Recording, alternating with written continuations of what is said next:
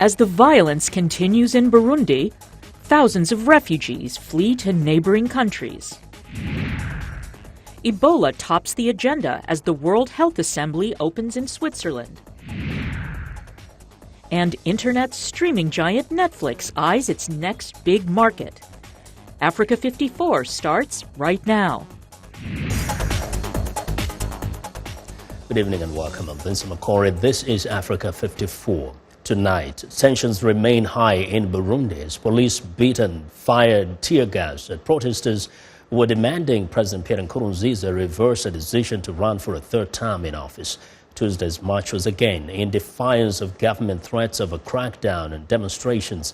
Hundreds of protesters marched through Burundi's capital, Bujumbura, denouncing the president in a demonstration that started peacefully but became violent later in the day. The march snaked through the capital's suburb of Nyakabiga, a flashpoint during 3 weeks of unrest that have triggered fears of another bout of ethnic fighting in Africa's Great Lakes region.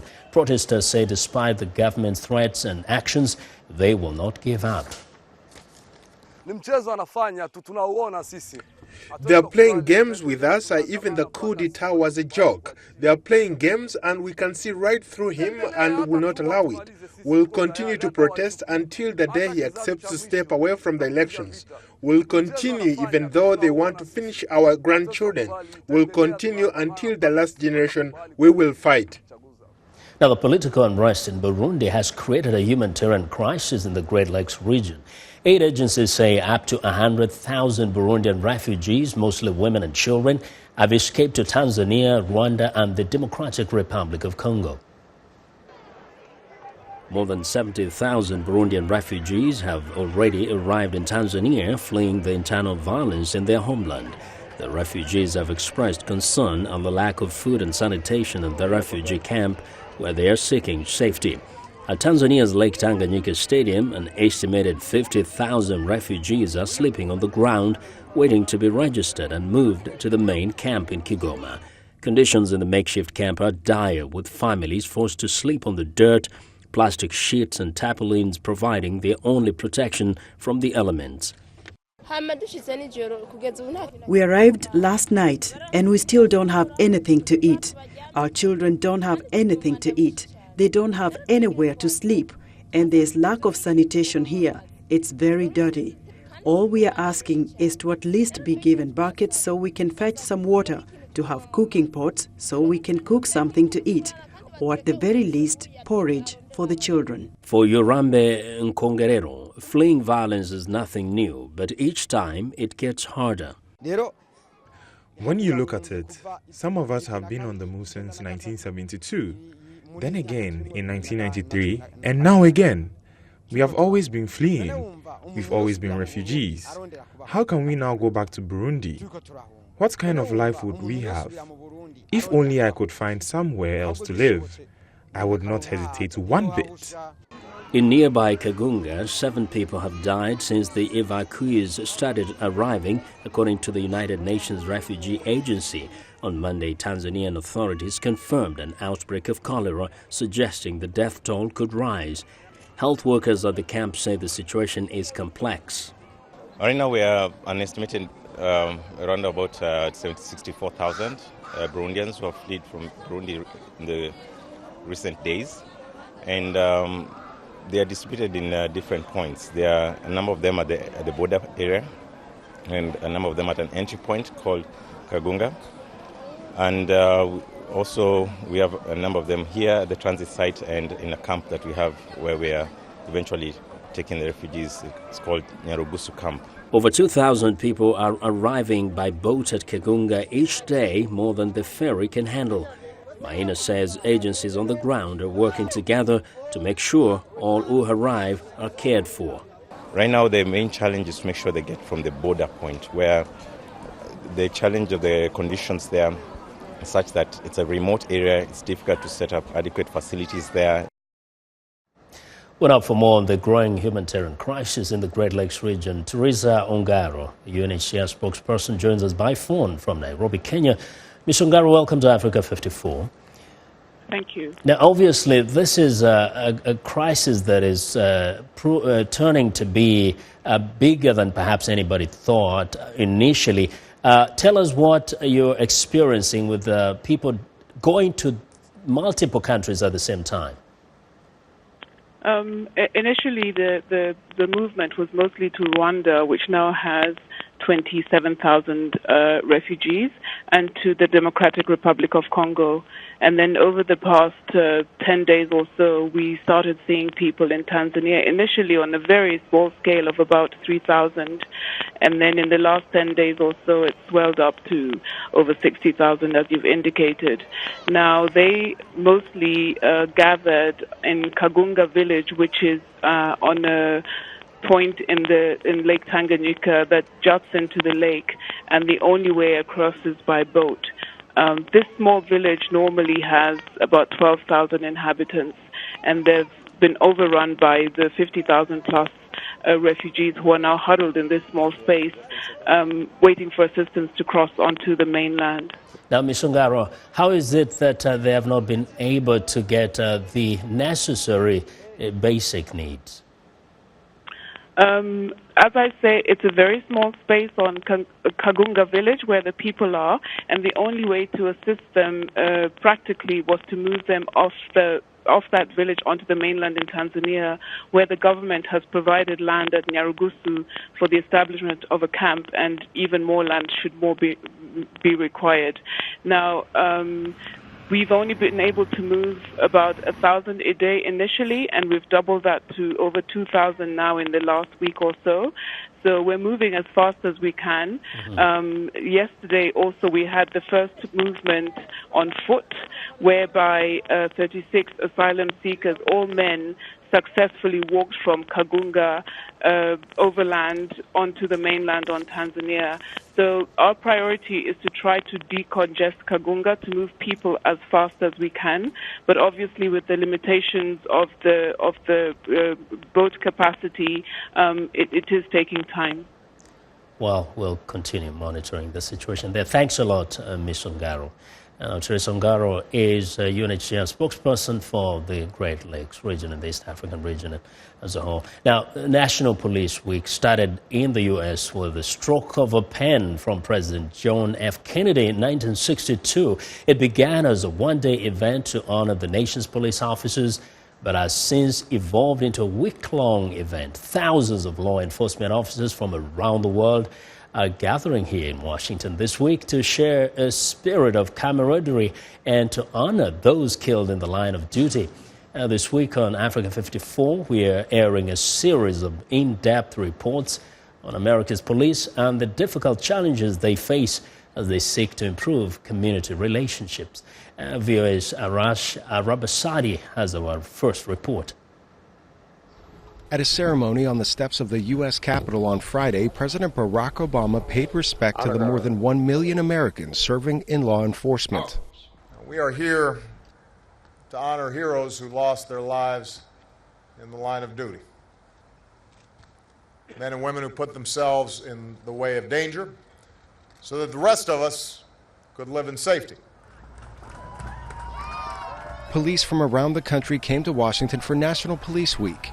Some, like Riaz Matani, biked almost 500 kilometers to be here as part of the Police Unity Tour. Because we ride for those who died. That's why. And we're for police unity, and we're all about unity for our brothers and sisters.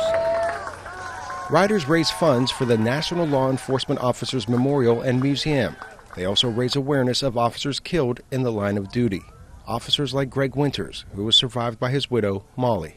My husband was shot 5 times in the back of the head on December 28 of 1990. He died 11 days later on January 8 of 1991.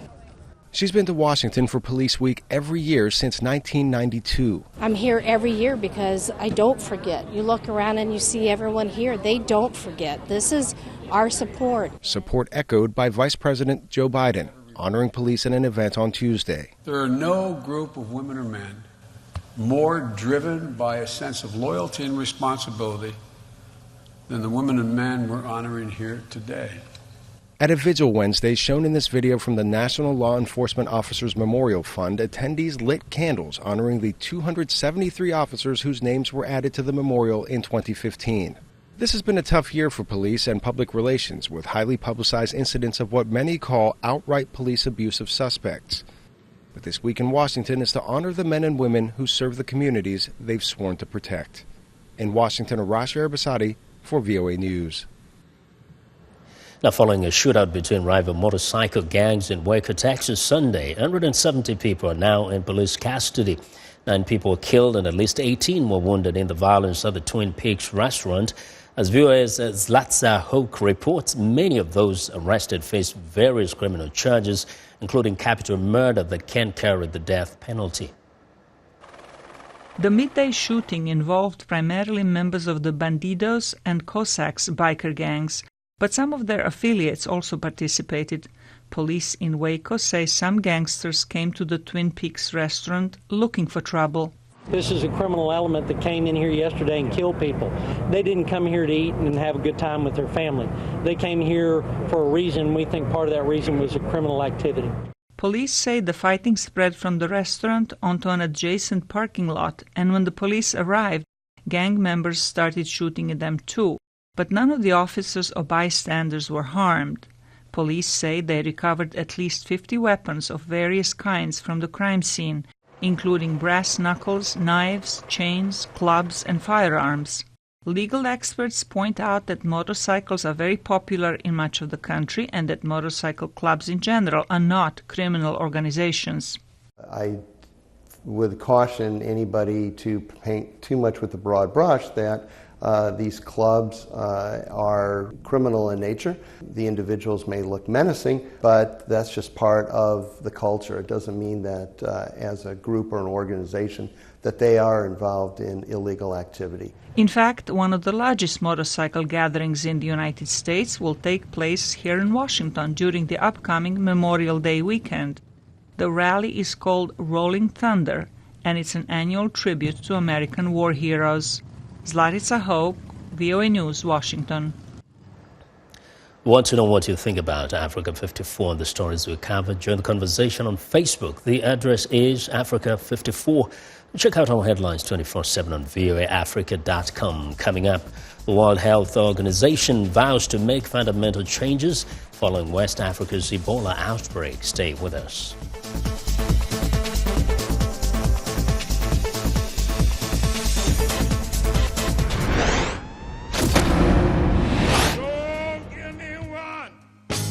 Blues legend B.B. King dies at 89. Tributes from fans and celebrities coming in all over the internet.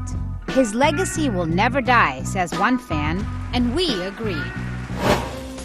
Bollywood superstar Salman Khan had his 5-year jail sentence suspended while he appeals a conviction for a deadly hit-and-run accident in 2002. Some are outraged, saying he shouldn't get special treatment just because he's a star. Khan's fans, though, are standing by him. We're not surprised by that. When I interviewed him in 2006, I could barely get near him. Well, there's a lot of respect, there's a lot of love, and fortunate to be in a position like this. The Wells report says NFL Patriots quarterback Tom Brady was quote-unquote generally aware about the deflated footballs. Maybe he's generally aware that people out there think he's a cheater. For VOA's Action Reaction, I'm Lisa Vora.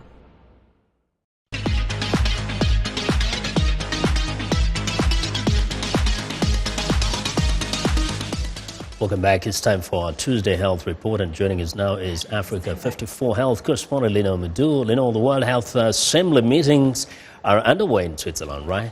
That's right, Vincent. The 68th World Health Assembly is convening this week in Geneva, Switzerland. The World Health Assembly, which is the annual meeting of the WHO's 194 member states and is its highest decision-making body, takes place from May 18 to 26. The World Health Organization and its Director General, Margaret Chan, have come under fire for being slow to respond to West Africa's Ebola epidemic. The virus hit Guinea first in December 2013, but it was not declared an international public health emergency until August 2014. Dr. Chan addressed at the WHO Assembly on Monday to announce a new $100 million contingency fund. She says the fund will provide the organization with sufficient cash to respond quickly and efficiently next time around. She elaborates on some key steps moving forward. I am making the following 5 changes. I'm creating a unified WHO program for health emergencies, accountable to me. I'm establishing clear performance metrics for the program, built on partnerships with other responders. I am establishing a global health emergency workforce, and I'm strengthening our core and surge capacity of trained emergency response staff. I'm developing new business processes to facilitate a rapid and effective response. And I have proposed options for a new $100 million contingency fund. We turn now to the autism spectrum disorder. It is a range of complex neurodevelopmental disorders characterized by social impairments, communication difficulties, and restricted, repetitive, and stereotyped patterns of behavior. According to the U.S. Centers for Disease Control and Prevention, about 1 in 68 children has been identified with autism spectrum disorder in the United States. Observers say addressing autism in Africa is very challenging due to lack of proper diagnostic and care. Now, one organization is working to address these challenges in Nigeria and in the United States. Joining us in the studio are Edem Andy, President of the National Association of Sea Dogs, Washington, D.C. chapter, and Uzoma Nwachukwu, Director of Welfare and Social Affairs of the National Association of Sea Dogs, NAS, Washington, D.C. chapters. Gentlemen, welcome to the show. Thank you very much. Let me start with you, Mr. Andy. You are a father of 2 children with autism. One is 10, the other one is now 18. Tell us what your experience was like. My experience has been that Michelle, who is 18, has had difficulty with social interaction. Yes. Although academically she is doing very well. She does speak, but she is having problems with interacting socially, identifying appropriate social environment to say a particular thing or do a particular thing, ask a certain set of questions and things of that nature. Okay. She's come a long way, from where she started. And her younger brother, who's 10 now, have you seen anything different with him in terms of addressing this issue? About the same thing, but Martin has a serious case of hyperactivity along with them. So it's really a range of different issues that they go through. Now, Mr. Nwachukwu, tell us about what you have seen on the ground in Nigeria specifically, where you work, with regards to why it was important for your organization to address this. Resources, understanding what autism is all about. Autism has not been seen for what it is in Nigeria. It's been labeled all negative. It's been seen negatively. We have a lot of families who are well-to-do that have children that has autism, and those children are being relegated in the back. They are not brought out in the forefront, and also in the street. It's treated as a pariah. They're treated as people who an occurrence that shouldn't have come across. Yeah, and you also mentioned misconceptions, cultural belief, and things like that that are really impending, focusing on this problem. Yeah, that is what compounds the situation. Yes. From my experience, I know that there are a lot of cases of autism in Nigeria and Africa, but it's being compounded by the fact that due to cultural beliefs, social beliefs, children that are abnormal, in most cases kept in the back room. Absolutely. And my view is that these children have legitimate medical health issues and they should be given care. And Mr. Nwachukwu, how is your organization addressing this specifically? Under the great Street Child project, we are reaching to the hinterlands in Nigeria to provide resources to create awareness of what autism is and how unique this set of children and individuals are. We are also locally we are partnering with organizations. One is Renox Caregivers, and in Nigeria OLG Health Foundation and Autism Center. They are huge in what they are doing, and we're using them as the vehicle to provide these resources and needed manpower to help the populace to understand what autism is. And raising awareness and resources is also one of the focus of an upcoming event that you're holding. Tell us quickly about it. On June the 12th, we're having an event, an annual event. It's a fundraising event that we titled the Red Ball, NAS Charity Red Ball. Each year we hold the Red Ball and raise funds for a particular non-profit activity or focus. Yes, and this year the focus is autism. And it's coming up on June 12th at the Greenbelt Marriott. Okay. And quickly, Mr. Nwachukwu, what's ahead? What lays ahead? What lays ahead is optimism. We're going out there with a lot of encouragement. We're hoping that we're going to turn the tide. We're going to reduce the percentage of uninformed parents, uninformed populace out there.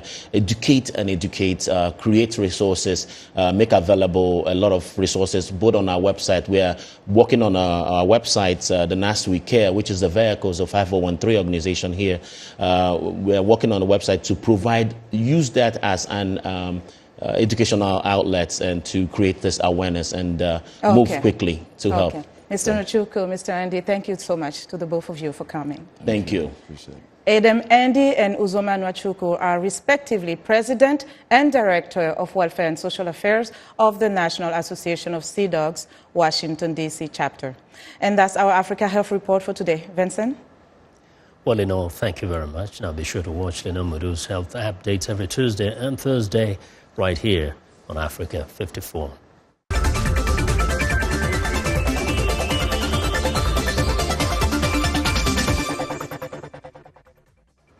Now, for a long time, researchers have been trying to use agricultural byproducts to build affordable and marketable homes with a low CO2 footprint. Developers in Britain have started offering houses made with bales of straw, while houses constructed with hemp may soon follow. VOA's George Puttich has more. Wheat straw is abundant and cheap and has excellent thermal properties, but its load-bearing capability is not great. However, combining it with wood beams and panels provides a sturdy construction material that is a good thermal insulator with a small carbon footprint. These houses in Shirehampton, near Bristol, England, have bricks only on the outside. Their structural and dividing walls incorporate straw, which provides better thermal insulation and lower energy expenses than traditional brick construction. Head of the Department of Architecture and Civil Engineering at the University of Bath, Professor Peter Walker, says straw also lowers the amount of carbon dioxide being released into the atmosphere. As a plant, through photosynthesis, it actually absorbs carbon dioxide from the atmosphere, and that carbon dioxide is effectively stored within the straw. Walker says straw walls also have excellent fire retardant properties. One panel that we use, which was rendered with lime onto the straw, actually had a fire resistance of 2 hours and 15 minutes before we stopped the test. So in fact, it's remarkably resistant to fire. After milling flour, Britain's farmers are left with about 7 million tons of wheat straw annually. Half of that is discarded, as the average three-bedroom house needs only about 7.2 tons. The agricultural waste could be used to construct more than 500,000 new homes. Another alternative building material, a mixture of chopped hemp core and lime, soon may find wider use as an insulator. 7 to 8 times lighter than concrete, the so-called hempcrete is an effective and affordable filler for wooden frame walls, suitable for low-rise houses. It is natural, easy to mix and clean, and also lowers the building's carbon dioxide footprint, says Director of Hemp Lime Construct, Alex Sparrow. Even accounting for the production of the lime and for the transport and the energy used on site, there's 160 kilograms net of atmospheric CO2 locked away in every cubic meter of hempcrete wall. Researchers say natural-based building materials provide safer, chemical-free environments and may lead to substantial reduction of energy expenses for homeowners. George Putic, VOA News, Washington. Well, it's time now for a short break. Still to come on Africa 54. An online streaming giant eyes its next big market. We'll be right back.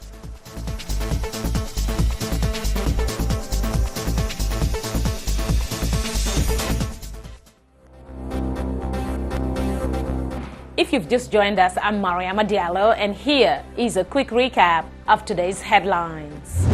In Niger, French and local forces recover 1.5 tons of drugs and weapons in a raid in the northern part of the country. In Libya, authorities deport about 190 illegal Egyptian workers from Misrata back to Egypt. With the support of member states. In Switzerland, the World Health Organization sets up a $100 million fund to deal with future crises like Ebola. In Kenya, heavy rains have pounded Nairobi and its outskirts for weeks, causing flooding. Finally, in Ivory Coast, Abidjan opens its first industrial-scale chocolate factory. That's it for today. Thanks for watching. We'll see you next time.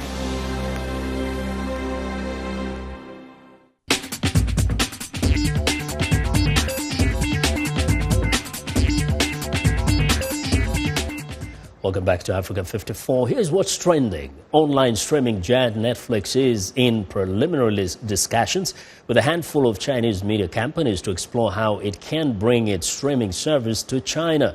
Netflix has held talks with Wasu Media Holding, an internet company backed by Alibaba executive chairman Jack Ma, and Best TV New Media, a Shanghai-based media group. Netflix has also had discussions with other Chinese companies that have the licenses needed to operate streaming television services in the country. So stay tuned.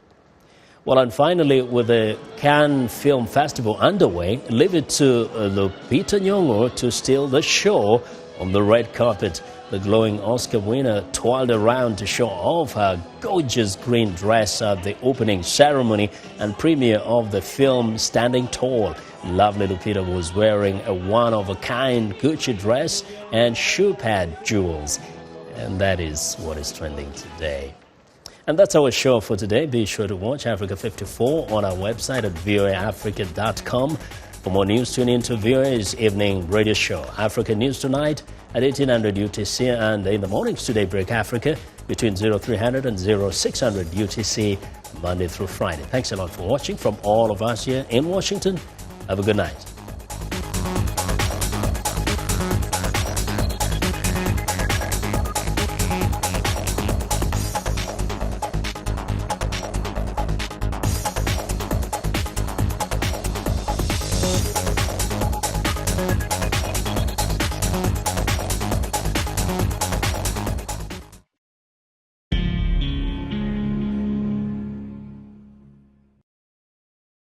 I'm Abdushakur Aboud with VOA Listeners' Questions. This is VOA. Follow us online at voaswahili.com. The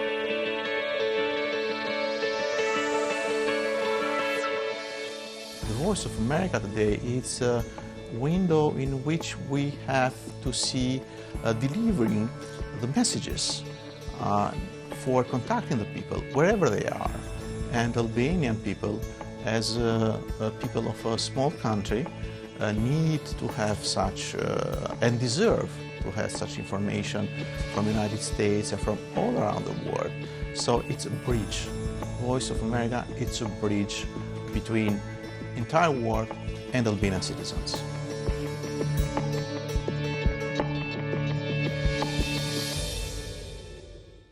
Real talk, real issues, the real Africa. It's time to get the scoop, Monday through Friday on VOA. Find your time zone and get the scoop.